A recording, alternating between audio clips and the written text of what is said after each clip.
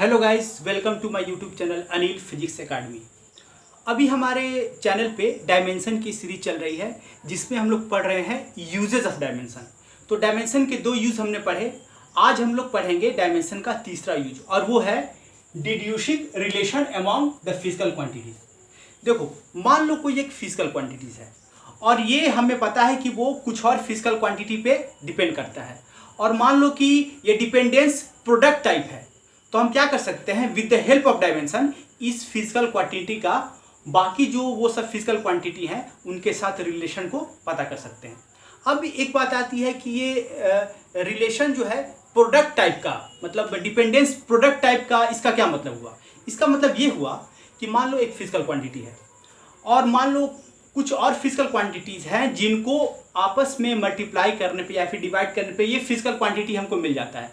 तो हम ये क्या कहेंगे कि ये जो फिजिकल क्वांटिटी है उसका डिपेंडेंस उन सभी फिजिकल क्वांटिटीज पे जिनको मल्टीप्लाई करने या डिवाइड करने पे ये मिला है, ये डिपेंडेंस कैसा है?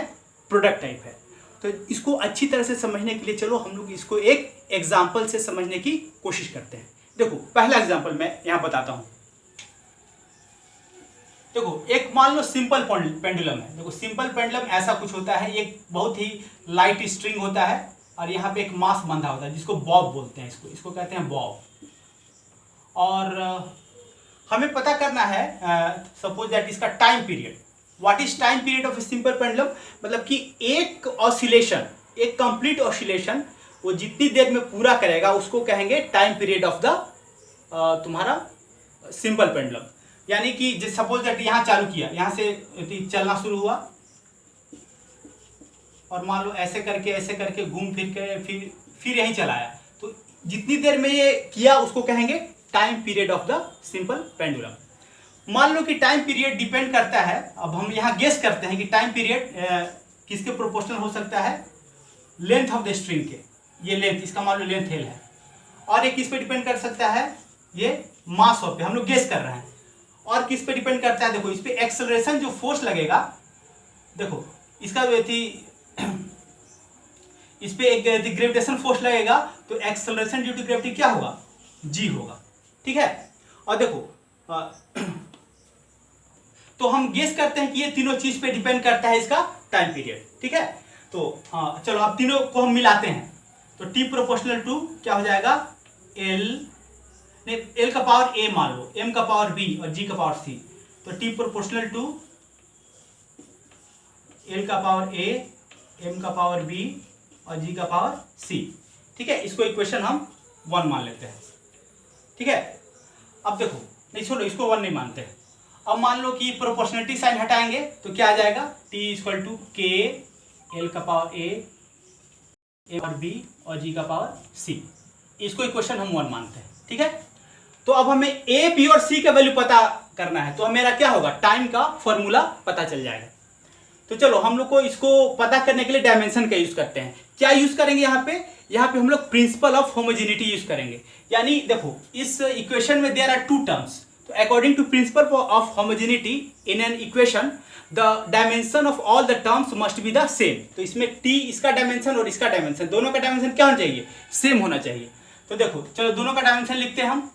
टी का लिख सकते हैं, इसमें मास नहीं है तो एम नॉट, लेंथ नहीं है तो एल नॉट, और टी।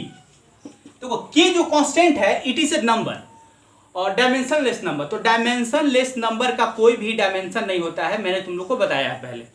तो देखो, तो यहाँ पे एल लेंथ है तो एल का पावर ए, एम मास है, मास का पावर बी, जी क्या है? एक्सेलरेशन ड्यू टू ग्रेविटी, तो एल टी इनवर्स 2 का पावर सी। ठीक है। तो हाँ, तो यहाँ पे और क्या? देखो यही M not L not T is equal to, अब देखो यहाँ पे एम का पावर बी और एल का पावर ए, यहाँ पे एल का पावर स्क्वायर, टी का पावर -2c, टी एल का पावर सी। ठीक है। हाँ, तो ये क्या हो जाएगा? M not L not T is equal to M B L A plus C और टी -2c। ठीक है। देखो, अब यहाँ से देखो, अब दोनों का डायमेंशन सेम है तो दोनों में मास का डायमेंशन भी सेम होना चाहिए, लेंथ का डायमेंशन भी सेम होना चाहिए और टाइम का डायमेंशन भी सेम होना चाहिए। तो देखो दोनों में मास का डायमेंशन पहले देखते हैं। तो b बराबर क्या हो जाएगा 0।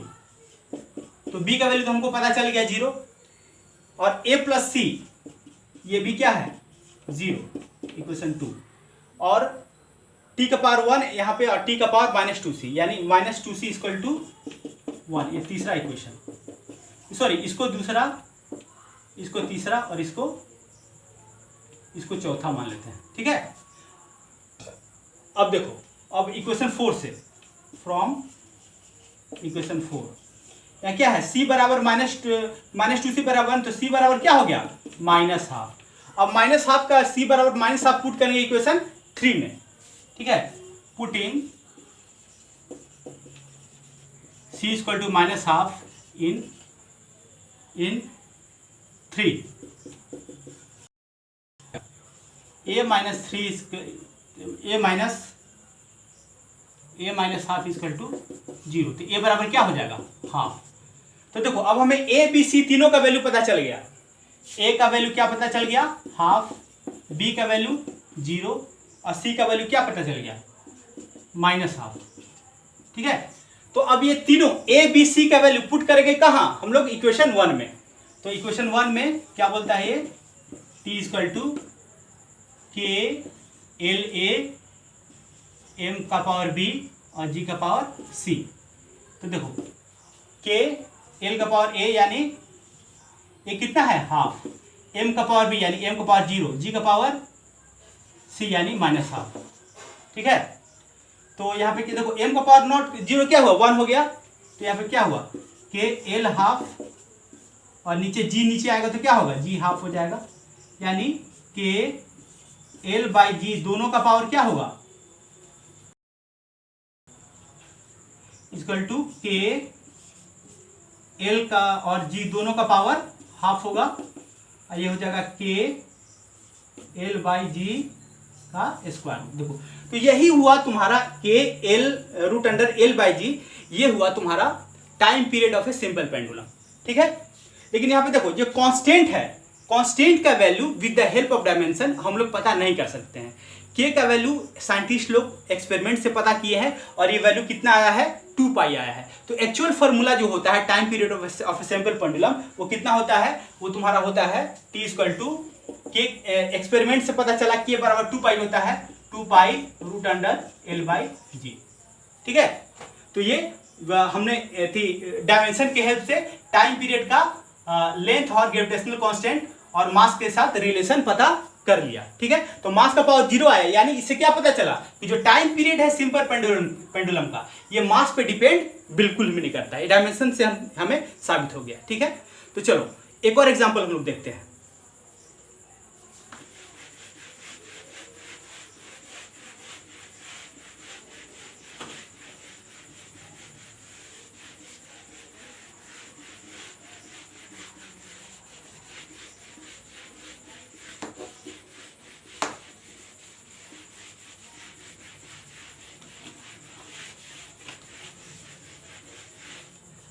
देखो एक मान लो एक सर्कुलर पाथ है, इस पर कोई बॉडी जो है, इस पर कोई बॉडी ये सर्कुलर पाथ पे मूव कर रहा है, रेडियस कितना है r है और बॉडी का मास है m और इसका स्पीड है v। तो देखो जब भी कोई बॉडी किसी सर्कुलर पाथ पे कांस्टेंट स्पीड से मूव करता है तो इसको कहते हैं हम लोग यूनिफॉर्म सर्कुलर मोशन। तो जब कोई बॉडी यूनिफॉर्म सर्कुलर में होता है, सर्कुलर मोशन में होता है, तो उस पर एक फोर्स लगता है जिसको बोलते हैं सेंट्रीपिटल फोर्स, और ये फोर्स का डायरेक्शन किधर होता है ऑलवेज टुवर्ड्स द सेंटर होता है। तो देखो with the help of dimension हम लोग सेंट्रीपिटल फोर्स का फॉर्मूला पता करने की कोशिश करेंगे अभी। ठीक है, तो मान लो ये सेंट्रीपिटल फोर्स है, तो मान लो डिपेंड कर रहा है किस पे मास पे, और किस पे डिपेंड कर रहा है ये मान लो v पे डिपेंड कर रहा है, और किस पे डिपेंड कर रहा है, ये डिपेंड कर रहा है तुम्हारा r पे। तीनों को मिला देंगे तो क्या हो जाएगा, तीनों को मिला देंगे तो F C is proportional to m, नहीं पावर दे दो, v का पावर b, r का power c, m a v b r c, और प्रोपोर्शनलिटी साइन हटाएंगे तो क्या आ जाएगा, k m a v b r c. ठीक है, तो देखो तो एफ सी इक्वल टू इतना हुआ, इसको इक्वेशन नंबर हम 1 मान लेते हैं।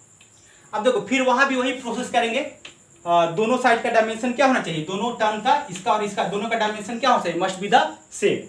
यानी एफ सी इक्वल टू क्या हो जाएगा, नहीं, dimension of f C equal to dimension of k m a v b by r c, ये हुआ। ठीक है, अब देखो फोर्स का डायमेंशन क्या होता है, सेंटीमीटर फोर्स। देखो कोई भी फोर्स हो, कैसा भी फोर्स हो, सबका डायमेंशन क्या होगा, सेम होगा, यूनिट भी सेम होगा, जो होता है न्यूटन। तो ये होगा एम एल टी इनवर्स 2। देखो के जो है वो न्यूमेरिकल कांस्टेंट है जिसका कोई डायमेंशन नहीं होता है। यहाँ पे एम का क्या होगा, मास ए, वेलोसिटी का L T inverse B, L का सी, आर का एल होता है। ठीक है, तो अब देखो ब्रैकेट में लिखे M A L B T minus B L C. ठीक है, क्या ध्यान दो, यहाँ क्या होगा, एम ए है और एल क्या है तुम्हारा, एल है बी प्लस सी और टी है माइनस बी, और यहाँ पे मेरा एम एल टी इनवर्स 2। तो चलो दोनों का डायमेंशन सेम है, तो दोनों की तरफ मास का भी डायमेंशन सेम होगा, लेंथ का भी डायमेंशन सेम होगा, और टाइम का भी डायमेंशन सेम होगा। तो यहाँ पे क्या लिखेंगे, a इक्वल टू 1, इसको इक्वेशन नंबर 2 मानते हैं। फिर b plus C equal to 1, इसको इक्वेशन 3 मानते हैं। फिर माइनस बी इक्वल टू -2, इसको इक्वेशन नंबर 4। ठीक है, अब देखो इक्वेशन 4 से हमें ये पता चल जाएगा कि b का वैल्यू कितना होगा, 2, फ्रॉम इक्वेशन 4, फ्रॉम क्या पता, b बराबर 2। अब देखो b बराबर 2 को 1 में पुट कर सकते हैं हम लोग, तो इक्वेशन 3 से क्या पता चला, हम लोग b की जगह 2 पुट करेंगे तो 2 प्लस सी इक्वल टू 1, तो c इक्वल टू क्या होगा, 1 minus 2 equal to -1, c minus 1 और 2 कितना, टू a इक्वल टू 1 तो वहाँ दिया हुआ है। तो चलो हमें तीनों का वैल्यू पता चल गया, a equal to 1, b equal to 2, c equal to -1। ठीक है, तो चलो इस इक्वेशन 1 में पुट करते हैं, क्या आया मेरा, देखो f इक्वल टू के एम ए, यानी a का वैल्यू कितना है, 1 आया है, b का वैल्यू कितना आया है, 2 आया है, और आर सी का वैल्यू कितना, -1, तो के एम वी स्क्वायर बटा आर। तो यही मेरा फॉर्मूला हुआ सेंटीपिटल फोर्स का। तो ये जो के है, के का जो वैल्यू है वो बाय एक्सपेरिमेंट 1 आता है। ठीक है, तो एक्चुअली में तो सेंटीपिटल फोर्स का जो फॉर्मूला हो जाता है वो होता है तुम्हारा F C equal to M V square by R. ठीक है, तो अभी हम लोग देखा इस लेक्चर में कि कैसे हम लोग with the help of dimension different physical quantities के आपस में रिलेशन को पता कर सकते हैं। ठीक है, तो सबसे लास्ट में का यही रिक्वेस्ट है कि मेरे चैनल को जरूर सब्सक्राइब करें। That's all for today, thank you very much.